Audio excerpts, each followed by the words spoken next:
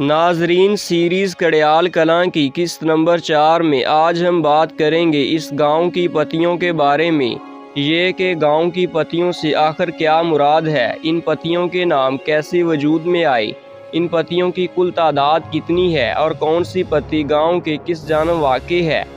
مگر اس سے پہلے میری آپ معزز ناظرین سے گزارش ہے کہ اگر آپ نے اس سے پہلے history and geographical knowledge YouTube channel کو سبسکرائب نہیں کیا تو اسے لازمی سبسکرائب کر لیں اور ساتھ میں بنے بیل آئیکن پر بھی کلک کر لیں تاکہ آئندہ آنے والی تمام اہم ویڈیوز کا نوٹیفیکیشن آپ کو بر وقت ملتا رہے۔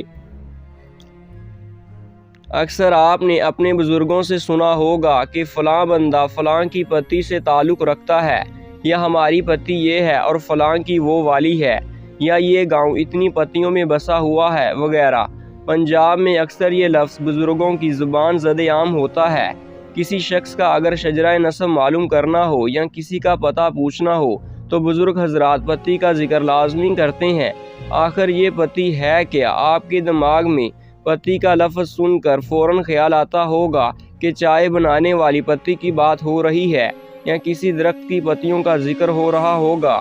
نہیں دوستو، ان دونوں خیالوں میں سے کچھ بھی ایسا نہیں۔ کافی تحقیق کے بعد یہ بات پتہ چلی ہے کہ پتی کا لفظ پرانے زمانے میں صوبہ پنجاب کے اندر مختلف دیہات میں کسی بھی خاندان کی شناخت یا گاؤں کے اطراف سمت کو جاننے کے لیے استعمال کیا جاتا تھا، اور اس طرح ایک گاؤں میں 2، 4 یا اس سے زیادہ پتیاں ہوا کرتی تھیں جن کے نام مشہور مقام، خاندان یا کسی بھی خاندان کے معزز افراد کے نام پر رکھ دیے جاتے تھے تاکہ اس نام سے جگہ کی شناخت یا خاندان کی پہچان معلوم ہو سکے۔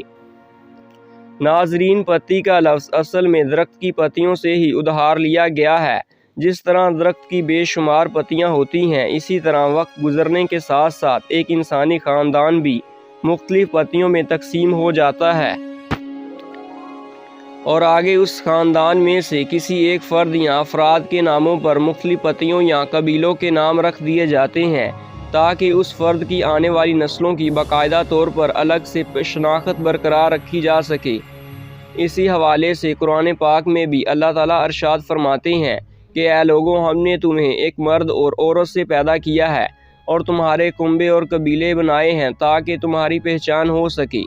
اس فرمان سے یہ بات ثابت ہو گئی ہے کہ کوئی بھی ذات یا قبیلہ صرف پہچان کے لیے بنایا گیا ہے، لہٰذا ان میں سے کسی ایک مخصوص ذات کو دوسری ذات پر فوقیت ہرگز بھی حاصل نہیں ہے۔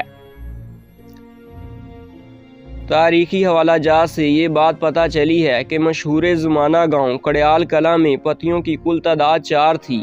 باقی عمارتوں کے نام سے مشہور محلے تھے جیسے اٹاری کا پاسا وغیرہ۔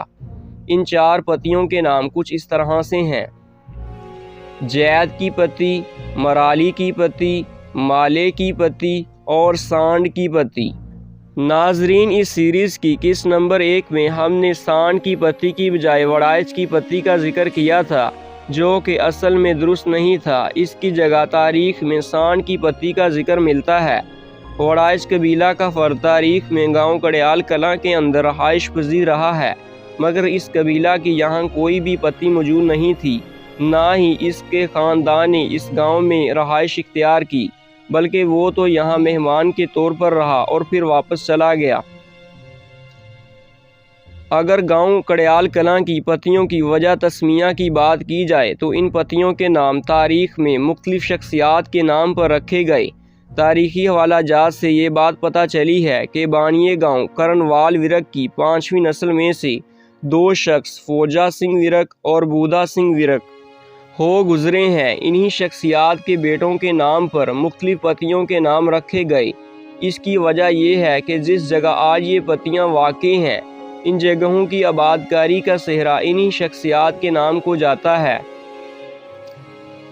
اس پتی کی بنیاد مالے سنگھ ورک نے رکھی، جو فوجا سنگھ ورک کا بیٹا اور پانڈو ورک کا پوتا تھا، اور جس کا شجرہ نسب کرنوال ورک تک کچھ اس طرح سے ہے: کرنوال ورک، پیرو ورک، رندھیر ورک، جسا ورک، پانڈو ورک، فوجا سنگھ ورک اور مالے سنگھ ورک۔ इस पत्ती की बुनियाद जैद सिंह विरक के नाम पर रखी गई, जो बूढ़ा सिंह विरक का सबसे बड़ा बेटा और पांडु विरक का पोता था, और इसका शजरा नसब करनवाल विरक तक कुछ इस तरह से है। करनवाल विरक, पीरू विरक, रंधीर विरक, जस्सा विरक, पांडु विरक, बूढ़ा सिंह विरक और जैद सिंह विरक। नाजरीन, जैद विरक को उर्फ़ आम में जैद पीर भी कहा जाता था, जिसके नाम पर ज़िला शेखुपुरा में एक गांव जैद चक नंबर 16 भी आबाद है, जिसके आगे 9 बेटे थे। यही वजह थी कि ये गांव कड़याल किला की सबसे बड़ी पत्ती मानी जाती थी, यानी इस पत्ती के अफराद की तादाद दीगर पत्तियों से ज़्यादा थी। इस पत्ती की बुनियाद मराली सिंह विरक के नाम पर रखी गई, जो बूढ़ा सिंह विरक का दूसरा बेटा और जैद विरक का छोटा भाई था। ये गांव की तीसरी बड़ी मशहूर पत्ती थी। इस पत्ती की बुनियाद सांड सिंह विरक के नाम पर रखी गई, जो मराली विरक का बेटा और बूढ़ा विरक का पोता था। तारीख में मराली विरक के 2 बेटों का जिक्र मिलता है, जिनमें से एक का नाम सांड सिंह विरक और दूसरे का पाखर सिंह विरक था, जिसे उर्फ़ आम में पाखर पीर भी कहते थे। नाजरीन, इन पत्तियों की बुनियाद 350 साल पहले मुग़ल बादशाह शाहजहां के दौरे इक़्तिदार में रखी गई। इन पत्तियों में आबाद ख़ानदान ज़्यादातर विरक जाट थे, जिन्होंने ही इस अजीम गांव की बुनियाद रखी और इसकी पत्तियों को आबाद किया। आज भी इनकी नस्लों में से चंद एक ख़ानदान इन पत्तियों में रहाइश पजीर हैं। 1947 ईस्वी में सूबा पंजाब की तकसीम से पहले इन पत्तियों में ज़्यादातर अफराद विरक ख़ानदान से ही ताल्लुक़ रखते थे, मगर चूँकि इनका मज़हब सिख था, लिहाजा वो मशरक़ी पंजाब की तरफ हिजरत कर गए और जाते हुए अपनी शनाख्त भी साथ ले गए। आज भी वो हिंदुस्तान में जहाँ कहीं आबाद हैं, अपनी पत्ती के नाम से पहचाने जाते हैं। मुअज़्ज़ज़ नाज़रीन, ऐसी मालूमात फ़राहम करने का मकसद गांव कड़याल कलां की मरती हुई तारीख़ को ज़िंदा करना था, ताकि आइंदा आने वाली इस गांव की नस्लें अपनी तारीख़ को याद रख सकें। अगर आपको मेरी ये वीडियो पसंद आई है तो इसे लाइक करें और अपने दोस्तों के साथ इसे शेयर करना हरगिज़ ना भूलिएगा। शुक्रिया।